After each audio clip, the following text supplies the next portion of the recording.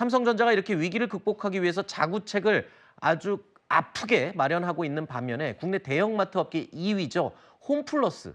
이 홈플러스는 지금 법원 회생 신청을 선택해서 지금 계속 논란이 되고 있습니다. 제대로 하는 거 맞나? 라는 의심 섞인 시선들이 쏟아져 나오고 있습니다. 이번 회생 절차로 인해 불편을 겪고 계신 협력사, 입점주, 채권자 등 모든 분들께 진심으로 사과의 말씀을 드립니다.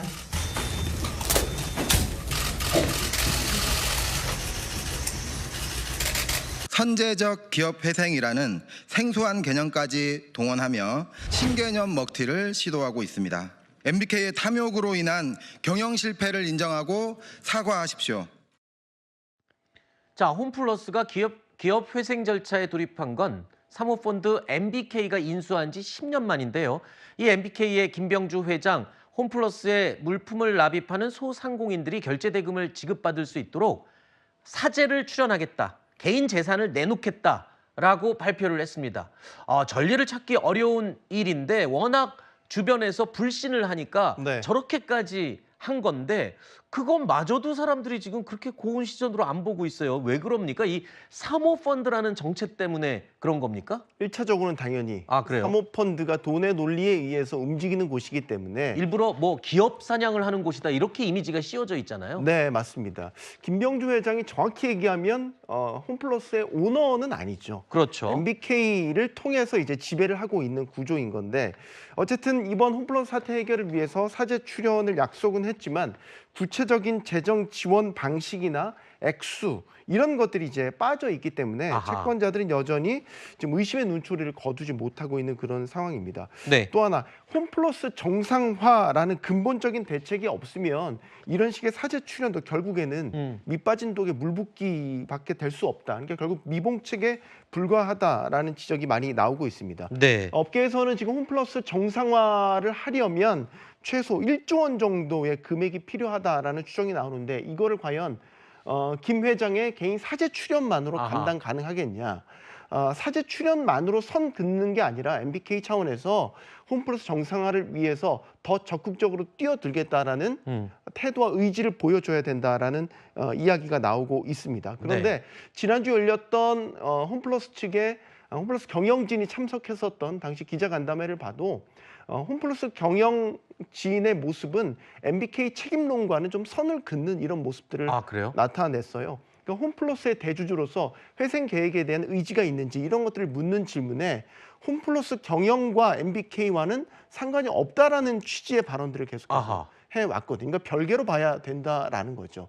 그리고 또 주주로서의 권리로서도 얘기를 했는데 사실 시장에서 얘기하고 있는 거는 MBK가 대주주로서의 책임을 지라라는 이야기를 하고 있는데 이것도 역시 선을 긋는 모습 그리고 김 회장의 어떤 개인 사재 출연으로 일단은 지금의 비판이나 위기만 모면하려는 모습이 아닌가라는 의구심을 계속해서 갖고 있는 겁니다. 자, 이 MBK라는 회사, 이른바 사모펀드라고 아까 말씀을 해주셨는데 이렇게 사모펀드가 손을 대는 기업들이 과거 사례들을 봤을 때 좋은 결과를 낸 적이 없다면서요. 좋은 결과를 낸 적도 있지만 특히 우리나라 사례들을 보면 대부분은 기업 가치가 훼손되거나 소위 과도한 차입 경영으로 인해서 기업의 단물만 쏙 빼먹고 속된 말로 먹튀를 하는 사례들이 많이 있었습니다. 대표적인 게 국내에서는 가구업계 1위였던 한샘이 대표적인 예인데요. 사모펀드가 인수하고 나서 매출이라든지 영업이익이 급감하는 모습을 보였고요.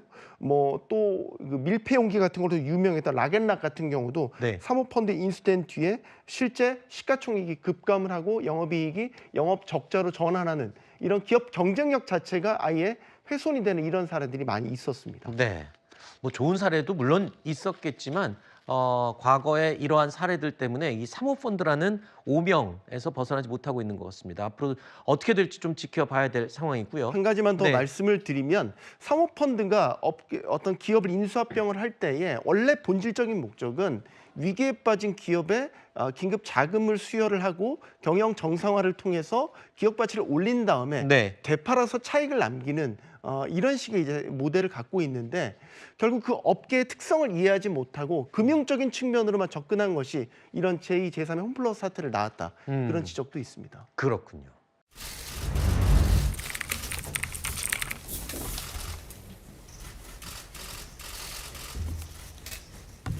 안녕하십니까. 홈플러스 대표이사 사장 조주연입니다. 먼저 이번 회생 절차로 인해 불편을 겪고 계신 협력사, 입점주, 채권자 등 모든 분들께 진심으로 사과의 말씀을 드립니다.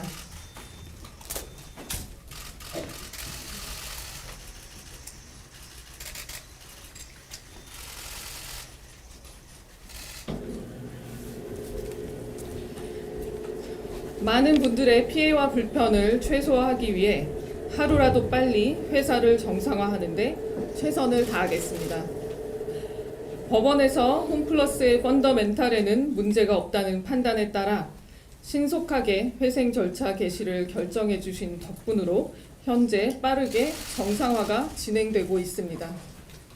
지난 6일부터 재개된 상거래 채권에 대한 지급이 순조롭게 이루어짐에 따라 극히 일부 협력사를 제외하고는 상품 공급이 거의 다 안정화되었으며 금융채권 상환이 유예되면서 금융부담이 크게 경감됨에 따라 현금 수지도 조만간 곧 개선될 것으로 예상합니다. 회생 절차가 개시된 3월 4일 이후 한 주간 동안의 매출은 역대 최고 실적을 달성했던 작년 동기 대비 13.4%나 증가했으며 객수도 5% 증가하는 등 회생 절차와는 상관없이 영업에서도 좋은 성과를 보이고 있습니다. 이것은 2022년 선보인 식품 특화 매장인 홈플러스 메가푸드 마켓 점포의 매출 증가 및 온라인 부문의 성장, 그리고 멤버십 회원 수가 1,100만 명을 초과하는 등 고객 기반이 크게 늘어난 것에 기인한 것으로 향후로도 지속적으로 성장할 것으로 기대하고 있습니다. 협력사와 임대점주들께 지불해드려야 하는 상거래 채권은 순차적으로 지급해드리고 있으며 다소 시간이 걸리더라도 모두 지급할 것입니다. 또한 회생 절차 개시로 인해 금융채권 상환이 유예되면서 상환이 유예된 매입 채무 유동화와 기업 어음 관련 채무도 향후 회생 절차에 따라 전액 변제될 것으로 예상하고 있습니다.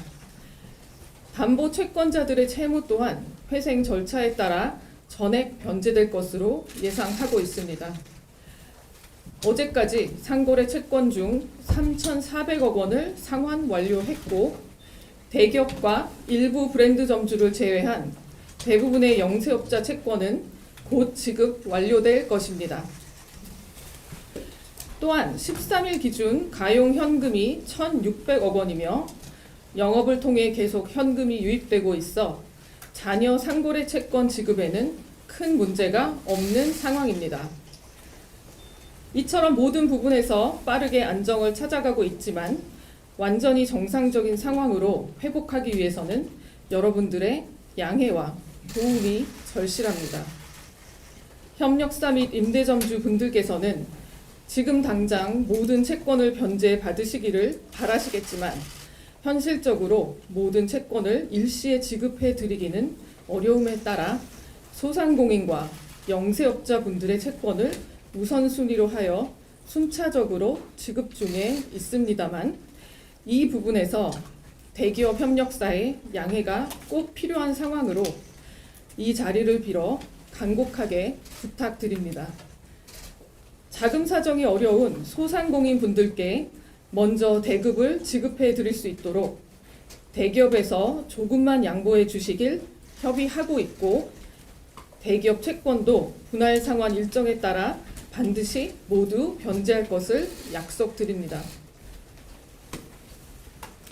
회사를 하루빨리 정상화하는 것만이 협력사와 임대주 그리고 직원들 모두가 다시 예전의 일상으로 돌아갈 수 있는 유일한 길이라는 점을 이해해 주시고 적극 협력해 주시면서 14일 현재 하이퍼, 슈퍼, 온라인은 95%의 거래 유지율을 유지하고 있으며 몰 99.9%, 물류 100%, 도급사 100% 등 나머지 부분은 모두 회생 절차 개시 이전과 다름없는 거래 유지율을 보이고 있습니다.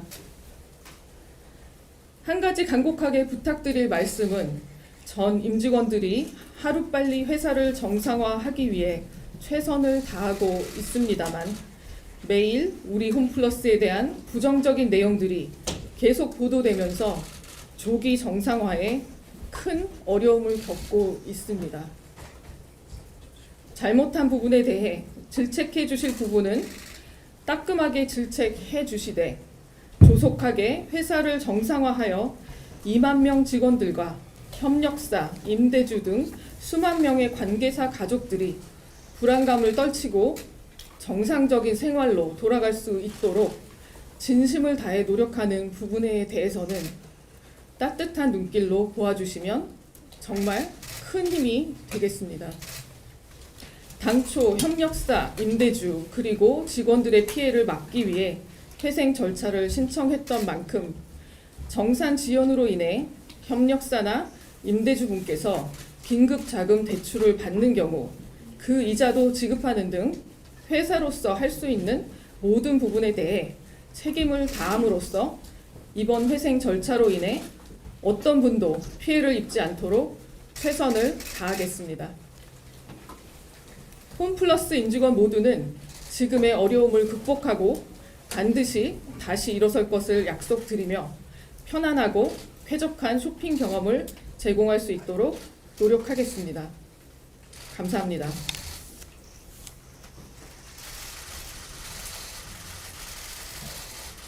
네, 대표이사 사장님께서는 자리로 다시 돌아가 주시고요. 오늘 신문에서 어떤 점 위주로 말씀하셨을까요? 나중에 말씀드리겠습니다. 직원 월급은 잘 나오고 있는 건가요? 그냥 나중에 저랑 얘기했어. 뭐 이거 네. 뭐 오늘- 저희가 피할 건 아니고요. 뭐 회사가 그 선제적으로 저희가 회생 신청을 산 거고요. 법원에서 그 점을 잘 이해해 주셨고 회사의 상거래 채무나 임직원들 급여 채권들 정상적으로 변제될 수 있도록 하기로 했습니다. 그래서 회사는 정상적으로 운영되고요. 저희가 갑작스러운 신용등급 하락 때문에 생긴 단기 유동성에 대한 대비 차원에서 신청을 했다고 보시면 될 것 같습니다. 네, 그럼 영업엔 지장 없습니다. 부동산 매각 의지도 있으신 건가요? 이제 저희가 아니라 이제 법원에서 회생 절차에 따라 정리할 결정할 것이기 때문에 제가 여기서 드릴 수 있는 말씀은 없고요. 중요한 건 오늘은 법원에서 저희 회생 신청에 대해서 신문하셨고 그 결과 회사가 지금 지급불능이나 부도가 전혀 없지 않습니까? 정상적인 상태에서 신청이 들어온 거고 등급 하락했다는 방어 차원에서 한 것이기 때문에 그거 인정해 주셨고 그래서 상거래 채무 그다음에 임직원들 급여 정상적으로 변제될 수 있도록 법원이 잘 감독하고 도와주시길 하셨습니다. 그래서 방금 조금 전에 개시 결정이 났습니다. 회생 개시로 결정이 났나요? 예, 결정 났습니다. 오늘 바로요? 예, 조금 전에 났습니다. 그래서 예, 좀 아마 보도 자료가 나간 걸로 알고 있고요. 그래서 회생 개시 결정이 났기 때문에 회생 절차 내에서의 언설튼티는 없고요. 이제부터는 법원에서 법원의 절차에 따라서 정리를 절차를 진행할 것 같습니다. 예. 다른 건 홈플러스 매각 절차가 그런 모든 것들이 이제부터는 법원의 회생 절차에 따라 진행되는 거라서 예, 일단은 저희가 영업을 정상적으로 잘 운영하는 게 중요하고요. 그런 면에서 부탁드리는 것은 그 금융 쪽에서의 그렇죠? 우리가 신용등급 떨어져서 단기 자금 조달에서 어려움이 예상돼서 현실화된 게 아니라 예상돼서 저희가 신청을 한 거고 그 이유는 주저할수록 회사의 상거래 채권자나 근로자들의 임금 채권의 보호가 어려울 수 있어서 지금 하면은 정상적인 상태에서 신청이 들어와서 회사가 영업이 제대로 될 겁니다. 그래서 거래처들하고 우리 직원들 보호 받을 것이고요. 고객들 걱정 안 하셔도 되고요. 회사는 뭐 똑같이 운영될 겁니다. 점포 추가로 매각하실 계획. 저희가 이제부터는 그걸 얘기할 수 있는 권리가 있는 게 아니라요. 그 부분은 모두 다 법원의 결정들입니다. 그렇죠? 그리고 저희가 지금 이렇게 하는 것은 매각하거나 뭘 구조조정하기 위해서 하는 것이 아니라 거듭 말씀드리지만 우리도 예상치 못했던 신용등급 하락 때문에 그런 거잖아요. 회사가 작년보다 올해가 나아졌습니다. 여러모로 나아졌음에도 불구하고 저희 신용등급이 하락했기 때문에 이거를 그냥 놔두면 회사가 어려워질 가능성이 있어서 그야말로 선제적으로 방어 차원에서 저희가 회생을 신청했고요. 법원에서 회사가 오늘 현재 정상적으로 운영되고 있다는 걸 인정해 줬기 때문에 아주 이례적으로 개시 결정을 해준 겁니다. 그러니까 그렇게 이해해 주셔서 좀 많이 좀 도와주셨으면 좋겠습니다. 2013년, 2014년에도 한번 기업 평가에서 약간 조정이 있었던 것 같은데 혹시 이번에는 예상을 하셨다고?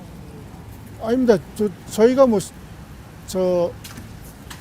작년보다 올해가 매출도 성장했고 부채 비율도 감소가 됐고 크게 달라진 점이 없고 늘 하듯이 저희가 여러모로 잘 관리해 왔기 때문에 그럴 만한 상황은 아니었고요.